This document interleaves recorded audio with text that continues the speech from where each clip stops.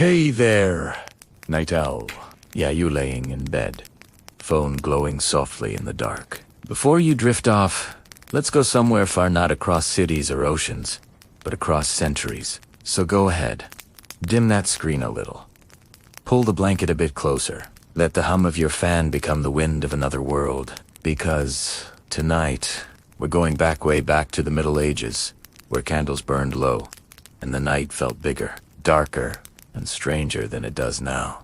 It's a world where rules didn't just come from kings or queens.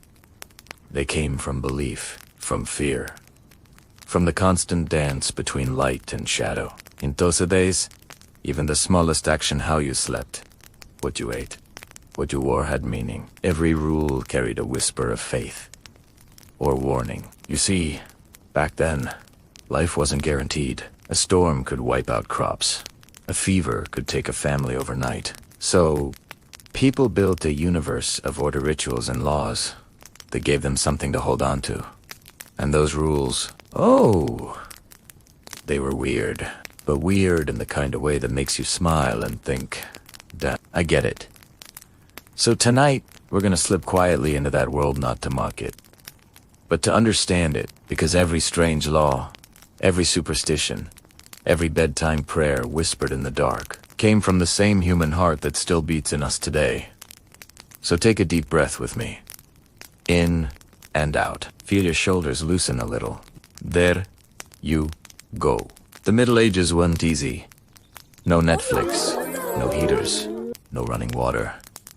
Just faith, fear, and firelight. The church bells ruled the hours.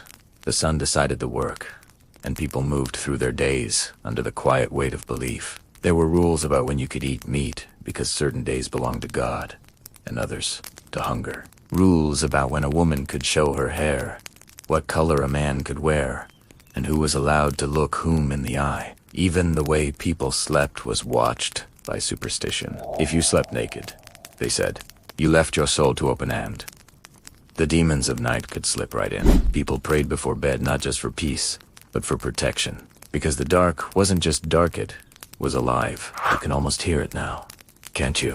The flicker of candlelight, the soft groan of timber beams in the cold, the whisper of a prayer fading into the rafters. These strange old rules weren't random. They were survival. They were comfort. They made sense in a world that often didn't. So, close your eyes, if you haven't already. Let your imagination drift through cobblestone streets slicked with rain. Hear the church bells echo through the mist. Smell the wood smoke and wet earth. This isn't the kind of history you memorize. It's the kind you feel. Because back then, history wasn't written on paper, it was lived in every breath. Every rule passed from mother to child. And if you listen closely enough, you'll realize those people, they weren't that different from us. They worried. They loved. They wanted to feel safe. So, tonight, we'll walk beside them quietly, like ghosts who don't disturb the dust. Now, let's step through the castle gates, shall we?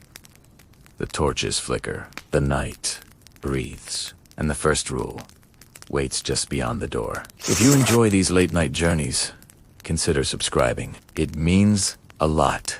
We're stepping into a quieter place, a world ruled not by noise, but by silence. So get comfortable. Dim the lights. Let the hum of your room fade into the background. Because right now, it's dawn in medieval Europe. Mist hangs low over the fields. Stone walls hold the chill of the night. And in the courtyard of an old monastery, a single bell rings deep and slow. You can almost see it. Gray light spilling through an archway. Rows of monks moving like shadows across the stones. Their robes brush the ground softly. A whisper of fabric. A rhythm that has repeated for hundreds of years. No one speaks. The air is filled only with the echo of their footsteps and the cry of distant crows waking in the trees. It's strange, isn't it? How in a world that once knew nothing but chaos, war, famine, endless noise, there were people who chose silence, not as a punishment, not as an absence, but as a form of devotion. They believed that words were powerful and dangerous. That speech could lead to pride, anger, and sin. And so they made a rule to speak only when necessary, to let silence shape the soul. They called it the Great Silence, and for centuries, it defined the rhythm of monastic life. The sun lifts slowly, washing the stone walls in a pale gold glow. Inside the monastery, life has already begun. You watch as a young monk barely 20 moves through the cloister with careful steps. He carries a bucket of water, the handle creaking softly in his hand. His head is bowed. His lips never move. But inside, his thoughts are alive. He passes another monk in the corridor. They share a brief glance. Nothing more. That's how they communicate. Through eyes, gestures, small nods. A silent language built from years of practice. They'd been awake since before sunrise. The first Belmatans called them to prayer in the darkness. And though they spoke no words, their voices rose together in the chapel, chanting in perfect harmony. A paradox, isn't it? A vow of silence, but a life filled with music. Their chants were not conversation, they were prayer. And that distinction mattered deeply. To speak was to risk distraction. To sing was to dissolve the self in worship. Imagine this life for a moment. Days spent without chatter, without complaint, without even a greeting. Silence at breakfast. Silence at work. Silence in the gardens. Only the necessary words were allowed. Commands, blessings, scripture. Everything else was swallowed by the walls. At first, it seems peaceful. But if you've ever tried it, you know silence can be heavy. It forces you to face yourself. Your thoughts grow louder. Your worries sharper. And that was the point. The monks believed that by quieting the world, they could hear what truly mattered, the whisper of God, the rhythm of their own hearts. They believed silence was a mirror. Now, picture the heart of the monastery. The scriptorium. Rows of wooden desks under tall, arched windows. Light pouring in from narrow slits in the stone. The smell of parchment and ink, of candle wax and dust. Dozens of monks sit in silence, each one bent over a manuscript copying the words of philosophers, saints, and poets. Quills scratch softly across the page. It's the only sound in the room of faint, rhythmic music of devotion. Every letter drawn with care. Every line, an act of faith. Without these silent scribes, so much of ancient knowledge would have vanished. They were the invisible keepers of civilization, preserving wisdom while the world outside crumbled in war. And yet, they never spoke of what they did. Their work was meant to serve eternity, not ego. In the silence of those rooms, human history survived. But what did it feel like? Imagine being that monk, living in a stone cell, your world reduced to prayer, writing, and the slow turning of seasons. Some nights, silence felt like peace, a warm stillness that wrapped the soul like a blanket. But other nights, silence was a storm. Doubts echoed in his mind, memories of family, the laughter of the outside world, all of it louder now, because there was no noise to drown it. This was the paradox of silence. It was both peace and battle, a discipline not just of the mouth, but of the mind. Every few hours, the bell would ring again, its soft, resonant note drifting through the cloisters. It was the monastery's heartbeat, marking every moment with gentle order. In a world without clocks, this was how they kept time, not by minutes or seconds, but by rhythm. And maybe that's why it lasted. Because deep down, we all crave rhythm. We all crave order in the noise. So what does it all mean for us? Here, centuries later, in a world that never stops talking. Maybe the monks understood something we've forgotten. That silence isn't emptiness, it's space. A space where thoughts can breathe, where noise settles and truth rises to the surface. In their silence, they found connection. And in a strange way, that same peace still waits for us, in the pause between messages, in the quiet before sleep, in the breath you're taking right now. The bell rings one last time. Soft, distant. The sky outside the monastery turns deep blue. Candles flicker in the corridor. The monks retreat to their cells. One by one, doors close. And slowly, the world quiets. No voices. No noise. Just the soft breath of devotion filling the air. If you listen closely, you can almost hear it, that ancient calm, still echoing beneath the noise of our world. So, as you drift now toward sleep, let that silence wrap around you. Let your mind rest, because even in stillness, you're part of the same story, the same rhythm that's been beating for 1,000 years. If you felt calm tonight and found a little peace in the quiet, I'd love for you to stay with me again. Imagine you wake to the sound of rain on old rooftops, a steady, soft patter dripping from wooden beams into narrow streets. The air smells of smoke, wet hay, and something faintly sour, like bread dough left too long near the fire. It's the Middle Ages, and the city is stirring. You hear the shuffle of feet, the low murmur of merchants, the tolling of church bells marking morning prayer. People move through puddles in heavy cloaks, mud splashing their boots, and beneath it all, there's a smell. Not rot, exactly. Just life without soap. The kind of smell that clinks sweat, earth, fire, and wool. It's strange to think, isn't it? In this world, bathing, the one thing we now see as essential for cleanliness and comfort, was once something people feared. Not because they were lazy or didn't want to be clean, but because they believed it could kill them. Picture this. You're sitting by a crackling fire in a quiet inn. An old man, a physician of sorts, catches your eye. Bathing, he says in a low voice, is good in moderation, but too much, and the body weakens. He leans in, sharing a secret. When you wash with warm water, your pores open, and when they open, the air can enter. And with it, sickness. In fevered seasons, when the air itself is foul, a man freshly washed is a monsoon dead. It sounds superstitious, but baked in it made perfect sense. They didn't know about germs or bacteria. They believed illness floated invisibly in what they called miasma. Bad air thick with unseen poisons rising from swamps and corpses. To wash and open your pores was to invite those invisible forces inside. So, the safe thing to do was to stay sealed. A layer of dirt wasn't filth, it was armor. This doesn't mean they didn't care about hygiene. Their definition of clean was just different.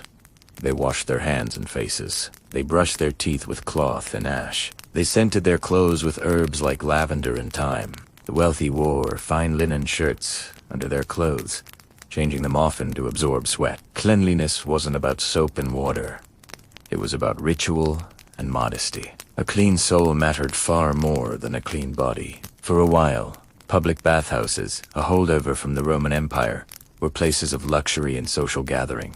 But as the centuries passed, the church began to whisper that such pleasure was vanity, and the bathhouse where men and women mingled was a place of temptation. Slowly, the baths fell silent. Then, the Black Death swept through Europe in 1348. People searched desperately for a reason, and one belief took hold stronger than ever. Bathing was dangerous. It weakened the body and invited the plague through open pores. Those who survived stayed dry, washing only with vinegar and cold cloths. To the medieval mind, this wasn't ignorance. It was wisdom born of terror. Let's pause. The rain has stopped. A child laughs somewhere down an alley. Even in this age of fear, life goes on. People still smile, still fall in love, still share small comforts. In a small chapel, a woman kneels in prayer. She doesn't pray to be clean. She prays to be pure. In that difference, you begin to understand their world. Centuries later, when science began to replace superstition, these old fears washed away. We learned that disease came not from bad air, but from microscopic things living within it. Water became healing again. Bathing became a joy. But if you listen carefully, you can still hear that old whisper in our modern world. The idea that too much comfort can make you soft, that too much pleasure can lead you astray. That fear never truly left us. It just changed its shape. And that's the point of history, to see how far we've come, and to recognize how much of us still remains the same. Step into the monastery kitchen. The air is thick with the scent of smoke and freshly baked bread, golden loaves cooling on wooden shelves, their crusts cracking softly in the dim morning light. A cauldron hums over the hearth, steam swirling into the air, heavy with the smell of herbs and ash. Outside, bells toll across the sleepy valleys, deep and sure, calling monks to prayer and to the rhythm of another day. In the silence that follows, a simple truth emerges. Every bite of food, every sip of ale, every fast and every feast, it all meant something. Long before we debated carbs or calories, eating was a holy act of conversation with God, a test of self. In medieval Europe, what, when, and how much you ate said something about your soul. Here, Brother Aldrich stirs a pot of potaja, humble mix of grains, cabbage, and winter roots. No meat, of course. Not today. The rules of the church remind them that flesh is a luxury, and luxury can tempt the heart away from heaven. This isn't a world of rush or convenience. It's a world where holiness was found in restraint. The medieval church drew lines across the calendar. Over 100 days each year were marked for fasting. Fridays, Lent, Advent long stretches where meat was forbidden, not just for monks, but for kings, merchants, and peasants alike. Fish Fridays, as we'd later call them, began as a serious spiritual discipline. To eat fish instead of meat was a small, edible form of worship, but like everything in the Middle Ages, rules had layers. What started as devotion quickly became an economy. By banning meat on certain days, the church didn't just purify souls, it fueled entire industries. Fishermen thrived. Salt merchants grew rich, preserving cod, herring, and eel for distant monasteries. Whole towns built their lives around supplying this holy food. Faith and trade walked hand in hand. Picture a bustling medieval market.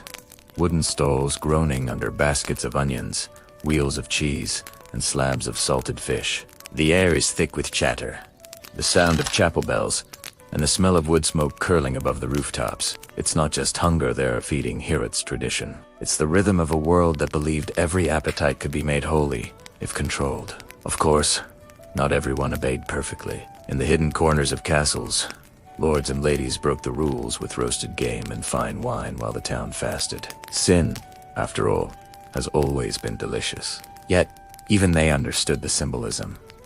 Food wasn't just pleasure, it was hierarchy.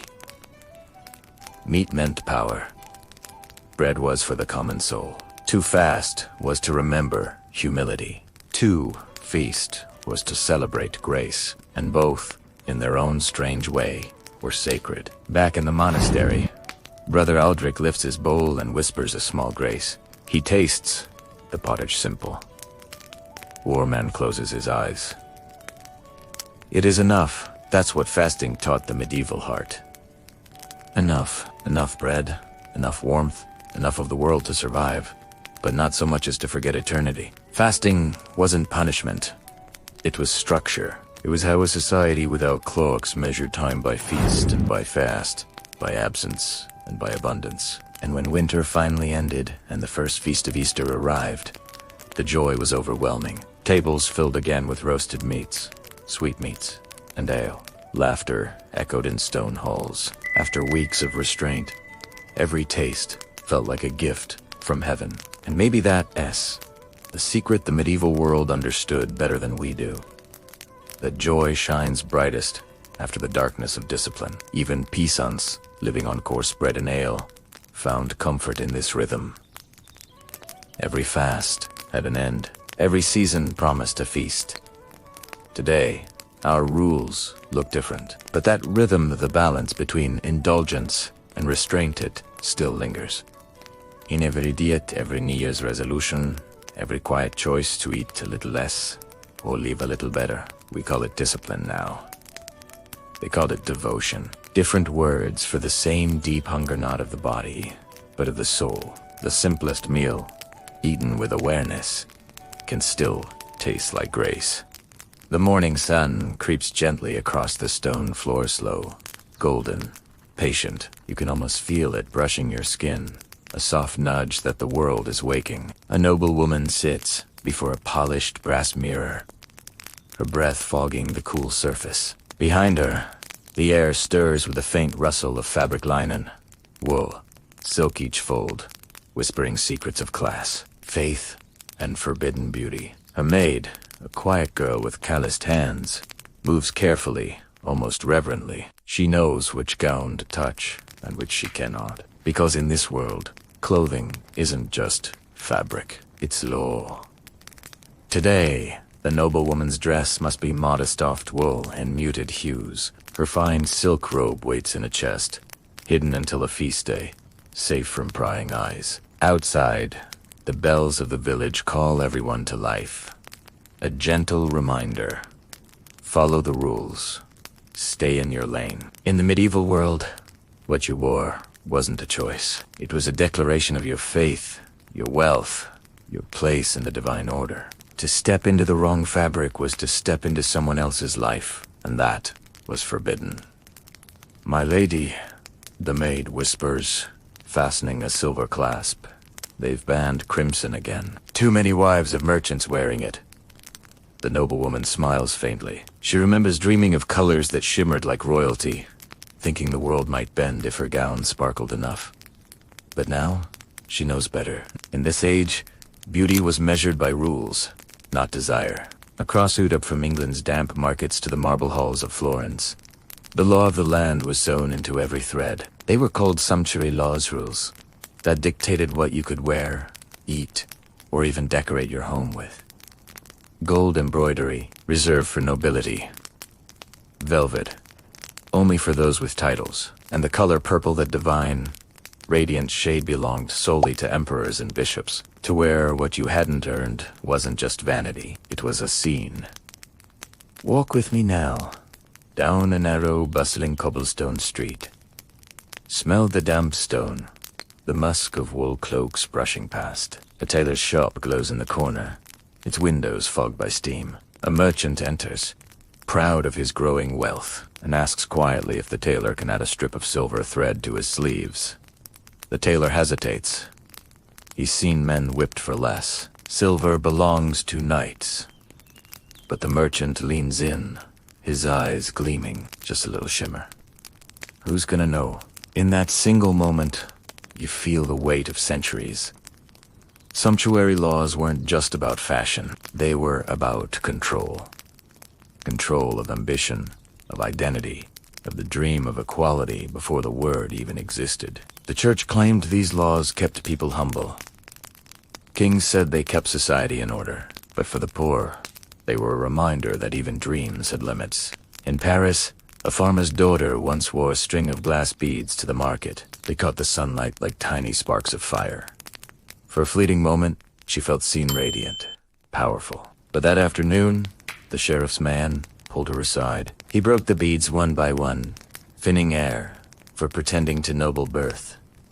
She walked home barefoot, a rebellion fading into dusk, small and quiet, but unforgettable. These laws were woven from fear that peasants would look like lords, that the world would lose its sacred order. God above kings, kings above nobles, and somewhere at the bottom, a barefoot girl dreaming of silk. But deep down, every human heart longs to express itself. Fashion, even in rebellion, finds a way. When silk was banned, the rich sought finer wools. When gold was restricted, they used yellow-dyed threads. Every rule inspired a quiet work around a small, stitched defiance. At grand feasts, nobles gleamed in colors that spoke like a language. Deep reds for courage, greens for fertility, gold for divine favor. To walk into a hall wearing blue silk wasn't just dressing it, was proclaiming your story. Centuries pass, kingdoms crumble, and yet the thread remains. Today, we wear what we want, or so we think. Look closer. Logos gleam where crowns once did. Labels, brands, price tags are modern armor. Still sending messages, still dividing and uniting. Back in her room, the noblewoman finishes dressing. Her gown is elegant, perfect, bound by law, but her eyes linger on the forbidden silk in the chest. She imagines wearing it crimson, shining, free. Her maid catches her reflection and says nothing, just a small, knowing smile. because they both understand rules can shape you, but dreams, they never quite obey. The morning sun creeps gently across the stone floor, slow, golden, patient. You can almost feel it brushing your skin. A soft nudge that the world is waking. A noble woman sits before a polished brass mirror, her breath fogging the cool surface in lazy little clouds. Behind her, the air stirs with the faint rustle of fabric linen, wool, silk each, fold whispering secrets of class, faith, and forbidden beauty. Her maid moves carefully, almost reverently. She knows which gown to touch and which she cannot, because in this world, clothing isn't just fabric, it's law. Today, the noblewoman's dress must be motor-soft wool, dyed in muted hues. Her fine silk robe waits in a chest, hidden until a feast day, safe from prying eyes. Outside, the village bells call the town to life. Their chimes a gentle reminder. Follow the rules. Stay in your lane. In the medieval world, what you wore wasn't a choice. It was a declaration of faith, of wealth, of your place in the divine order. To step into the wrong fabric was to step into someone else's life. And that was forbidden. "My lady," the maid whispers, fastening a silver clasp. They've banned crimson again. Too many wives of merchants are wearing it. The noblewoman smiles faintly. She remembers her youth, dreaming of colors that shimmered like royalty, thinking the world might bend if her gown sparkled enough. But now, she knows better. Beauty was measured by rules, not desire. Across Udope, from England's damp markets to the marble halls of Florence, the law of the land was sewn into thread. They called them sumptuary lozerelles, that decided what you could wear, eat, or even decorate your home with. Gold embroidery, reserved for nobility. Velvet, only for those with titles. Forbidden to commoners. And the color purple, that divine, radiant shade, belonged solely to emperors and bishops. To wear what you hadn't earned wasn't just vanity. It was a sin. Walk with me now. Dona Naro, bustling cobblestone street. Smell the damp stone, the faint musk of wool cloaks brushing past. A tailor's shop glows in the corner. Inside, a merchant, proud of his growing wealth, asks quietly if the tailor can add a strip of silver thread to his sleeves. The tailor hesitates. He's seen men whipped for less. Silver belongs to knights. Merchants wear plain brown, but the merchant leans in, his voice low, just a little shimmer. Who's going to know? In that single moment, you feel the weight of centuries. The sumptuary laws weren't just about fashion. They were about control. Control of ambition, of identity, of the dream of equality. Before equality was even a word, the church said these laws kept people humble. Kings said they kept society in order. But for the poor, they were a reminder that even dreams had limits. In Paris, a farmer's daughter once wore a string of glass beads to the market. They caught the sunlight like tiny sparks of fire. For a moment, she felt seen radiant, powerful. But that afternoon, the sheriff's man pulled her aside. He broke the beads one by one, fining air for pretending to noble birth. Her small, quiet rebellion faded into dusk, but it was unforgettable. These laws, though cruel, were woven from a deep-seated fear that the world would lose its order, that peasants would look like lords, that faith would blur into vanity. To the medieval mind, hierarchy was sacred. God above kings, kings above nobles, nobles above peasants, and at the very bottom, a barefoot girl dreaming of silk. But deep down, every human heart longs to express itself, to wear what feels like asterisk. You asterisk, fashion, even in rebellion, finds a way. When silk was banned, the rich turned to thinner wools. When gold embroidery was restricted, they used yellow-dyed threads. Every rule inspired a quiet work around a small, stitched defiance. At grand feasts, nobles gleamed in colors that spoke like language. Deep reds for courage, greens for fertility, gold for divine favor. To walk into a hall wearing blue silk wasn't just dressing it.